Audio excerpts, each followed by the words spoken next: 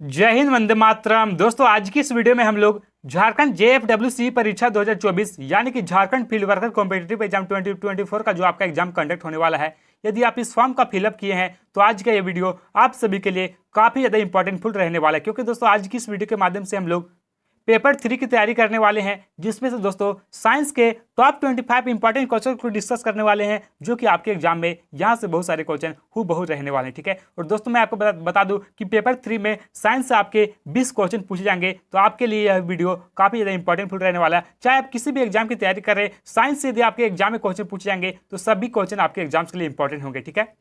क्योंकि दोस्तों, यहाँ पे जितने भी क्वेश्चन लिए गए, ये सभी क्वेश्चन आपके न्यूज सिलेबस पर लिए गए। ठीक है। न्यूज सिलेबस के आधार पर लिए गए, तो सारे क्वेश्चन इंपॉर्टेंट और सिलेक्टेड है। और पिछले 10 या 15 वर्षों में देखा जाए तो सबसे अधिक बार गवर्नमेंट एग्जाम के जितने भी एग्जाम्स हुए हैं, वहां पर ये सभी क्वेश्चन बार बार रिपीट हुए। ठीक है। तो आपको हर एक प्रश्न को पढ़ लेना है और आपको बताना कि लास्ट में आप कितने ऐसे क्वेश्चन है जिसका आंसर आप सही से कर पा रहे हैं। अपना स्कोर हर एक स्टूडेंट ईमानदारी पूर्वक कमेंट बॉक्स में कमेंट करके जरूर लिखेगा। ठीक है।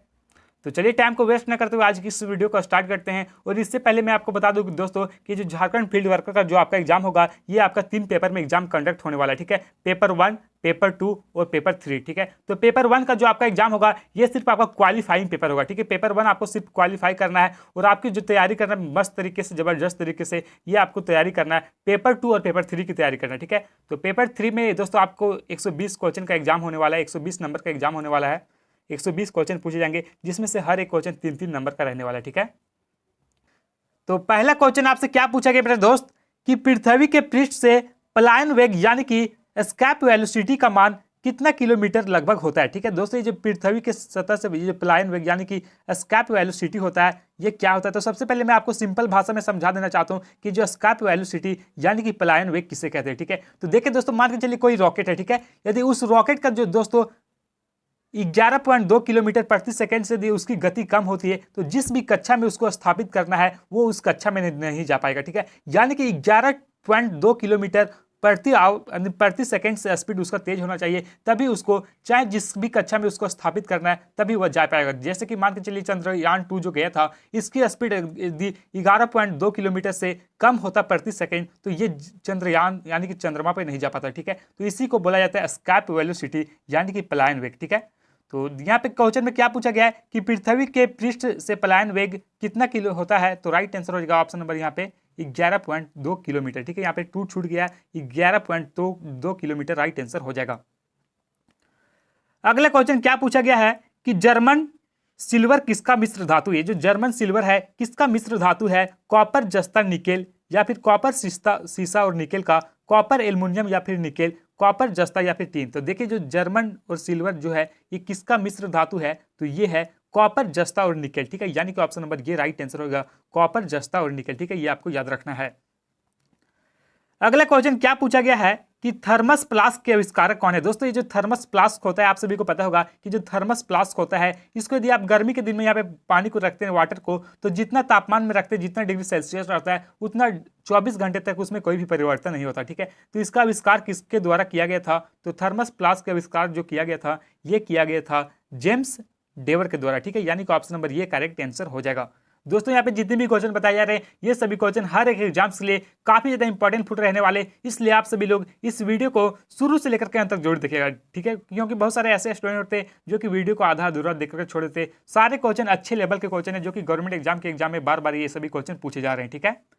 अगला क्वेश्चन है कि गुरुत्वीय त्वरण यानी कि जी का मान कितना होता है। दोस्तों, ये गुरुत्वीय त्वरण में जी का मान कितना होता है, 9.8 मीटर प्रति सेकंड स्क्वायर, 98 मीटर प्रति सेकंड स्क्वायर, 0.98 मीटर प्रति सेकंड स्क्वायर या फिर 0.098 मीटर प्रति सेकंड स्क्वायर। तो देखिए, जो गुरुत्वीय त्वरण यानी जी का जो मान होता है, ये कितना होता है, तो 9.8 मीटर प्रति सेकंड स्क्वायर। यानी कि ऑप्शन नंबर ये राइट आंसर हो जाएगा। अगला क्वेश्चन क्या पूछा गया है कि चूहों को मारने की दवा। दोस्तों, चूहों को मारने की दवा इनमें से कौन सा है, sodium chloride, zinc chloride, zinc phosphate या फिर जिंक कार्बोनेट। तो देखिए, जो चूहों का मारने की जो दवा है, ये कौन सी दवा है, तो जिंक फास्फेट। ठीक है। यानी कि ऑप्शन नंबर यहाँ पे सी राइट आंसर होगा, जिंक फास्फेट, जो कि चूहों की मारने की एक दवा है। ठीक है। कई बार दोस्तों आपको जिंक फास्फेट के जगह इसका रासायनिक सूत्र दिया जाता है, तो रासायनिक सूत्र जिंक फास्फेट का क्या होता है, तो Zn। ठीक है। Zn3PO4। ठीक है। Zn3PO4 H2 इसका रासायनिक सूत्र होता है, ये आपको याद रखना, ठीक है। अगला क्वेश्चन क्या पूछा गया है कि एंगस्ट्रम क्या मापता है। दोस्तों जो एंगस्ट्रम है ये क्या मापता है, आवृत्ति, तरंग दैर्घ्य, आवर्तकाल या फिर समय। तो एंगस्ट्रम जो मापता है ये मुख्य रूप से तरंग दैर्घ्य मापने का कार्य करता है, यानी कि यहाँ पे राइट आंसर हो जाएगा ऑप्शन नंबर बी, तरंग दैर्घ्य यानी कि वेवलेंथ, ठीक है।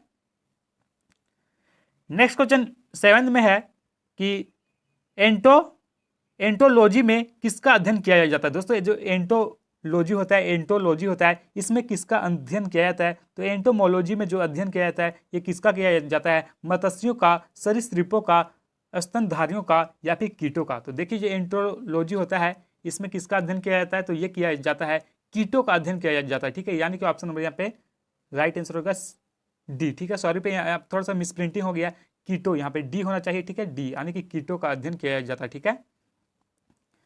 अगला क्वेश्चन है कि निम्नलिखित में से किसका विस्तृत रूप से बेहोश करने में प्रयोग किया जाता है। दोस्तों इनमें से किसका जो है जो कि बेहोश करने के लिए उपयोग किया जाता है, मीथेन का उपयोग किया जाता है, सल्फोडाइड का उपयोग किया जाता है, क्लोरीन का उपयोग किया जाता है या फिर क्लोरोफार्म का उपयोग किया जाता है। तो देखिए किसी भी व्यक्ति को यदि बेहोश करना है तो इसमें किसका उपयोग किया जाता है, तो इसमें किया जाता है क्लोरोफार्म का, ठीक है। यानी कि ऑप्शन नंबर यहाँ पे डी राइट आंसर होगा, क्लोरोफार्म, ठीक है। इसका रासायनिक सूत्र यदि क्लोरोफार्म का रासायनिक सूत्र क्या होता है, तो CHCl3, ठीक है, CHCl3 इसका रासायनिक सूत्र होता है।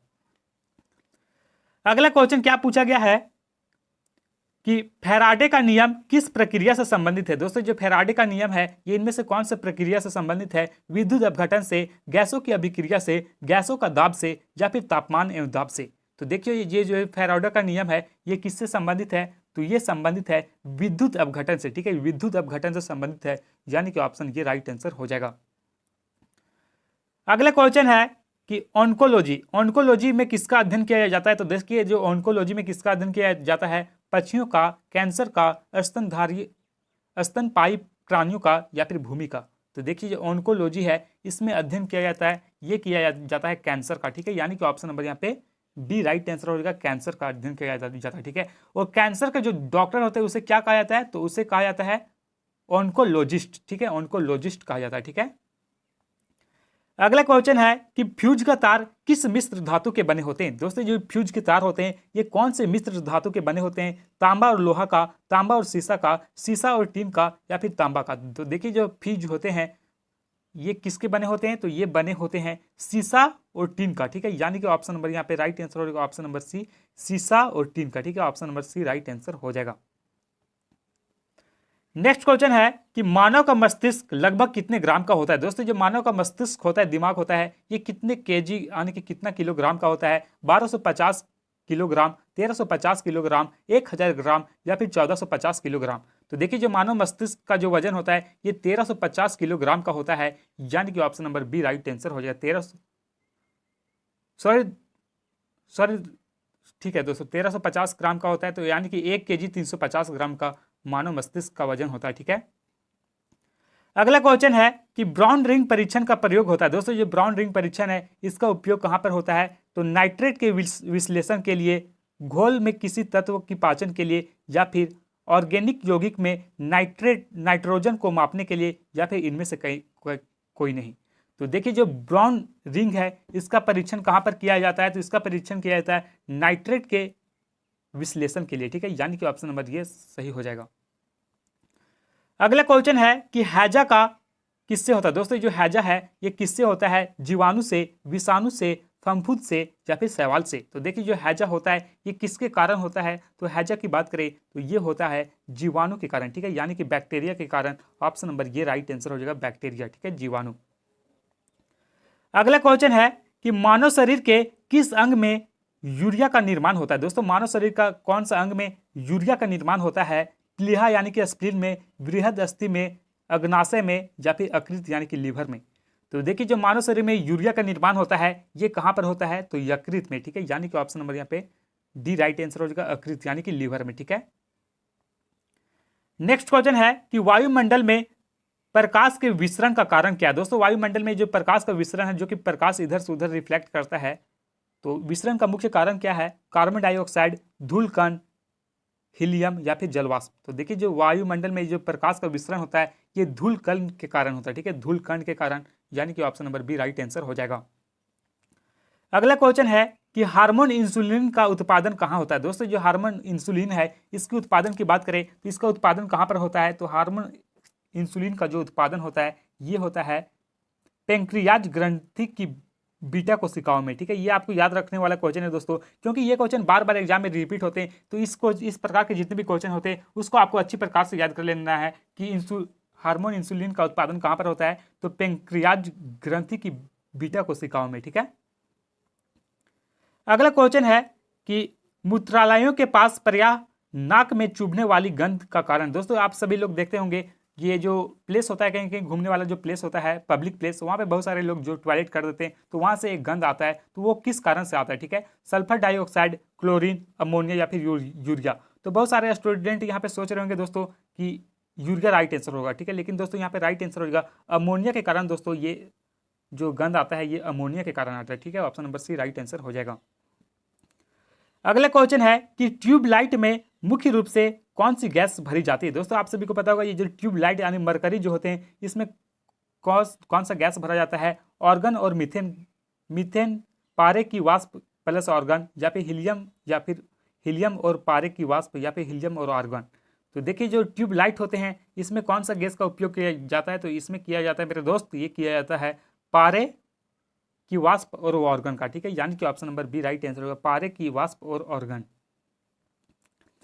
नेक्स्ट क्वेश्चन है कि महिला में यौवन से पहले मासिक धर्म को क्या कहा जाता है। दोस्तों ये जो महिला में यौवन से पहले जो ये जो मासिक धर्म होता है इसको क्या कहा जाता है, रजनोवृत्ति, माहवारी या फिर रजोदर्शन, ठीक है। तो देखिए जो महिला में यौवन से पहले जो होता है इसे क्या कहा जाता है, तो इसे कहा जाता है रजोदर्शन, ठीक है, यानी कि option number D right answer हो जाएगा, रजोदर्शन।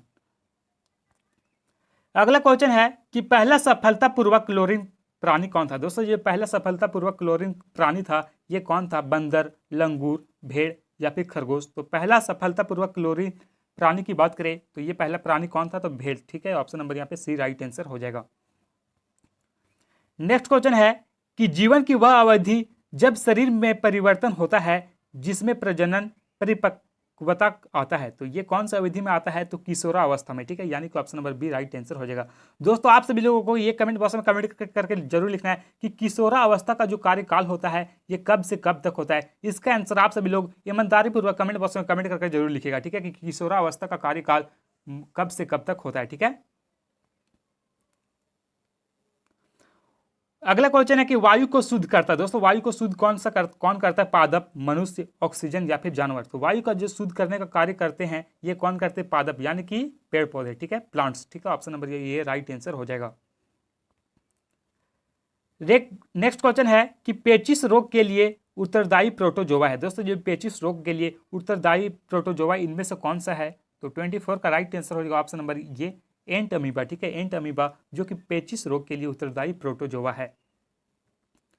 अगला क्वेश्चन है कि किस तत्व की वजह से गाय के दूध का रंग हल्का पीला होता है। दोस्तों इनमें से कौन सा तत्व की वजह से ये जो गाय के दूध होते हैं उसमें आप सभी लोग को देखते होंगे कि थोड़ा थोड़ा पीला होता है, तो ये कौन सा तत्व के कारण होता है। तो देखिए जो गाय का दूध पीला होने का जो मुख्य कारण है ये है केरोटीन के कारण, ठीक है, केरोटीन की मात्रा पाया जाता है जिसके कारण ये पीला होता है, तो option number D right answer हो जाएगा। तो दोस्तों इस प्रकार से हम लोगों ने साइंस के जितने भी इंपॉर्टेंट और सिलेक्टेड क्वेश्चन थे जो कि एग्जाम में बार बार पूछे जाते हैं उन सभी क्वेश्चन को डिस्कस कर लिए, और आप टॉप 25 क्वेश्चन में से कितने ऐसे क्वेश्चन थे जिसका आंसर आप सही कर पाए, अपना स्कोर हर एक स्टूडेंट ईमानदारी पूर्वक कमेंट बॉक्स में कमेंट करके जरूर लिखेगा, क्योंकि दोस्तों मैं हर एक स्टूडेंट का कमेंट पढ़ता हूँ, ठीक है। और इसी तरह और भी यदि आप इंपॉर्टेंट क्वेश्चन जानना चाहते हैं तो आप इस चैनल को सब्सक्राइब कर ले, क्योंकि दोस्तों इस चैनल के माध्यम से मैं सिर्फ उन्हीं सभी क्वेश्चन को कवर कराता हूँ जो कि आपके एग्जाम्स के लेवल के होते हैं, जो कि आपके एग्जामों में बार बार रिपीट होते हैं, ठीक है। और यदि आप इंपॉर्टेंट क्वेश्चन जानना चाहते हैं तो इस चैनल के प्लेलिस्ट में जाइए, मैं वहां पे प्ले लिस्ट बना दिया हूं साइंस का, अब सारे क्वेश्चन को पढ़ ले ताकि आपका एग्जाम में कोई भी क्वेश्चन गलत ना हो, ठीक है।